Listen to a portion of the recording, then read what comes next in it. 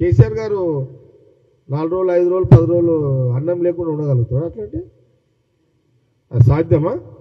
మాకే కాదు, ఇంత వయసులో మనతోటే కాదు. వాదము అట్లా తెలంగాణ వాదము, తెలంగాణ ప్రజలు ఎట్లా దీక్ష చేసినా, తినుకుంటే దీక్ష చేసినా యాక్సెప్ట్ చేసిన రోజులు అవన్నీ.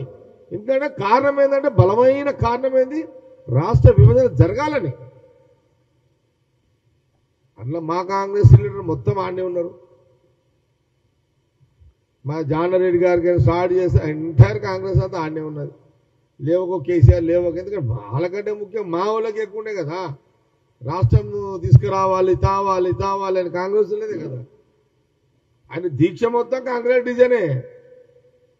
కాకపోతే జాక్పాట్ కేసీఆర్ కొట్టుకున్నాడు, మా వాళ్ళు కొట్టలేకపోయారు కదా 2014లో. కానీ సరే ఏదైనా కానీ రాష్ట్రం కావాలనుకున్నారు, వచ్చింది. ఏమవుతుంది ఏంది, ఈ రాష్ట్రం వచ్చింది. ఇప్పుడు దగ్గర కేసీఆర్ పుణ్యమని 7 లక్షల కోట్ల అప్పు అయితే చేసింది. అదొకటి మనకు, అదొక రికార్డ్. రాష్ట్ర విభజన తర్వాత 7 లక్షల కోట్ల అప్పు చేసి చరిత్ర నిలబడ్డ ఇక తెలంగాణ ప్రజలు, ఆ కుటుంబము అందరూ ఆలోచన చేసుకోవాలి. ఇక అసలు నాకు విచిత్రం ఏంటంటే, స్వతంత్రం వచ్చిన తర్వాత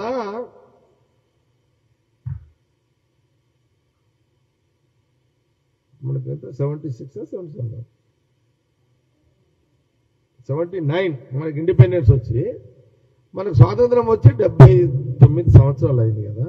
అంటే 10 ఏళ్ళు తీస్తే ఎంత రాష్ట్రం వచ్చిన తర్వాత?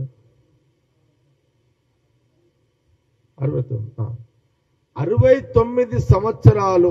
స్వాతంత్రం వచ్చిన తర్వాత 69 సంవత్సరాలు, 69 సంవత్సరాలు ఉమ్మడి రాష్ట్రం యొక్క అప్పు 65,000 కోట్లు. 69 సంవత్సరాలు ఉమ్మడి రాష్ట్రము, 65,000 కోట్ల అప్పు. రాష్ట్రం వచ్చిన తర్వాత 10 సంవత్సరాలలో 7 లక్షల కోట్ల అప్పు. 7 లక్షల కోట్ల అప్పు. సంవత్సరానికి 25,000, 40,000, 30,000, 40,000 ఇంట్రెస్ట్ కడుతున్నారు. సంవత్సరానికి ఇంత ఇంట్రెస్ట్ కడుతున్నారు. ఏది అంతా జమ చేయ ఇంట్రెస్ట్ అంతా 7 లక్షల కోట్లు అట్లే ఉంటుంది అప్పు. ఇప్పుడు సంవత్సరానికి అటో ఇటో మిత్తి 70,000 కోట్లు పోతాయి. సంవత్సరానికి 70,000 కోట్లు ఇంట్రెస్ట్ కడితే ఇంకా 10 ఏళ్ళు, మన 5 ఏళ్ళ గవర్నమెంట్కి ఎంత ఏళ్ళు అయితే మనం ఇప్పుడు మనకు అంటే ఇంట్రెస్ట్ 3,50,000, ఇంకొక 5 ఏళ్లకు 3,50,000, అంటే 7, 10, ఇంకా 10 ఏళ్ళకి ఇంట్రెస్ట్ యాడ్ చేస్తే 14 లక్షల కోట్లు. ఈ అసలు ఎప్పుడు కడతారు, ఈ మిత్తి ఎప్పుడు కడతారు? అంటే మనం రాష్ట్ర విభజన తెచ్చుకుని ఎందుకు తెచ్చుకున్నాం రా నాయన అంటే 7 లక్షల కోట్ల అప్పు చేయనీకే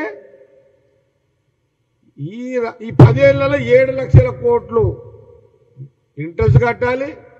మళ్ళా 10 ఏళ్ళు ఈ పోతూనే ఉంటుంది కదా ఇదంతా. కాబట్టి సార్ తెలంగాణ ప్రజలకు ఏం లాభమైంది ఏందో నాకైతే తెలియదు. కానీ కేటీఆర్ కేసీఆర్ ఫ్యామిలీకి అయితే బ్రహ్మాండమైన బెనిఫిట్ అయితే అండి. 10 ఏళ్ళు పరిపాలన, రాజ్యభోగ్యాలు, సీలకు పైసలు, భవనాలు, భవంతులు, సీలకు పైసలు, కేసీఆర్ మన్మళ్ళు మునిమమ్మలు తినే అంత ఆస్తులు.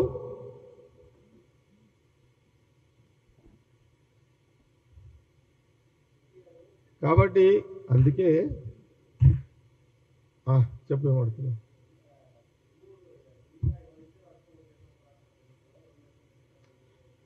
ప్రతాప్ ఒకటే ప్రశ్న. నీ ప్రశ్న కేటీఆర్ ఏదో అన్నాడని అడుగుతున్నావు. నేనేమంటున్నంటే ఓవరాల్గా ఏం చెప్తున్నా అంటే, రాజకీయంగా కేటీఆర్కి పొలిటికల్ మెచ్యూరిటీ లేదు. ఇప్పుడు నువ్వు అదే ఏంది ఎరువులు ఎవరిస్తే వాళ్ళకు ఓట్లు వేస్తామని నువ్వు అన్నావు. కిషన్ రెడ్డి ఏమో నీ ఓటు ఎవడు అడిగినా ఆయన గాలి తీసి పడలేదు. అందుకే నీ ఈ మాట అన్న పొలిటికల్ మెచ్యూరిటీ కేటీఆర్ లేదు అని అన్నా. ఎవడైనా అవకాశం ఇస్తాను ఆయన. ఇప్పుడు జగ్గారెడ్డిగా నేను ఏమనుకుంటా, అరే భయ్ ఉంటే మేమని ఉండాలి, లేకపోతే నాకు బీఆర్ఎస్కే పోటీ ఉండాలని నేనంట, నాకు బీజేపీకి పోటీ ఉండాలని నేను అన్నా. అయితే జగ్గారెడ్డిగా నేను ఎప్పుడన్నా విన్నారా? ఏమైనా పోటీ రాజకీయంగా ఈ తెలంగాణ రాష్ట్రంలో పోటీ ఉంటే కాంగ్రెస్ పార్టీకి బీఆర్ఎస్కి ఉండదు. కానీ మా రెండు కూడా సెక్యులర్ పార్టీలు. బీజేపీ మతతత్వ పార్టీ. ఆ మతతత్వ పార్టీని కాంగ్రెస్ పార్టీ గల్లీ నుంచి ఢిల్లీ దాకా రాహుల్ గాంధీ కానీ కాంగ్రెస్ పార్టీ కానీ మేము ఎప్పుడు వాళ్ళని వ్యతిరేకిస్తాం. సెక్యులర్ భావాలతో ఉన్న రాజకీయ పార్టీలతోటి నడుస్తుంది మాకు. కాబట్టి కేటీఆర్ని అందుకే అన్నా, తొందరపడి నువ్వు మాట్లాడినావు, కిషన్ రెడ్డికి ఒక అవకాశం ఇచ్చినట్టు ఇక్కడ కనబడుతున్నది కదా. నువ్వు గమ్మున కూర్చోనుండి అది సబ్జెక్ట్ కరెక్ట్ ఓకే.